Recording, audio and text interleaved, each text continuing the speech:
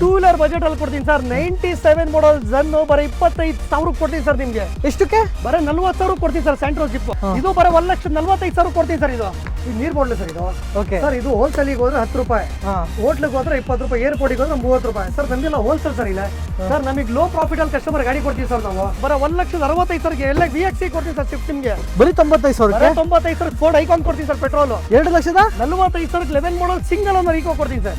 ಬೇಕು ಓಮ್ನಿ ಬೇಕಂತ ಇರ್ತಾರೆ. 2007 ಬೇಕಾದ್ರೂ ಸಿಗೋದು, 2017 ಬೇಕಾದ್ರೂ ಸಿಗುತ್ತೆ. ಸಲ್ಮಾನ್ ಸರ್ ಆಲ್ಮೋಸ್ಟ್ ನಾನು ನೋಡೇ ಒಂದು ಹೊಸ ತರಬೇಕು, ಯಾಕೆಂದ್ರೆ ಬಿಸಿಲ್ ಕೈಗೆ ಸಿಗ್ತಾ ಇಲ್ಲ. ನಾನೇ sir i20 blue colour, i20 blue colour ಪಳ ಪಳ ಅಂತಿದೆ sir. 2010 model third owner sports low budget Honda City ಕೊಡ್ತೀನಿ.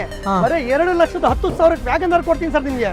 ಬರೀ 2,40,000 ಟೊಯೋಟಾ ಕೊರೋಲಾ ಆಲ್ಟಿಸ್ ಕೊಡ್ತೀನಿ ಸರ್ ನಿಮ್ಗೆ. ಬರೀ 3,10,000 ಸರ್. ಡೀಸೆಲ್ ಬೇಕು, ಡೀಸೆಲ್ ಸಿಗುತ್ತೆ, ಪೆಟ್ರೋಲ್ ಡೀಸೆಲ್ ಸಿಗುತ್ತೆ, ಪೆಟ್ರೋಲ್ ಬೇಕಾದ್ರೆ ಪೆಟ್ರೋಲ್ ಸಿಗುತ್ತೆ, CNG ಬೇಕಾದ್ರೆ CNG ಕೂಡ ಕೊಡ್ತೀವಿ ಸರ್.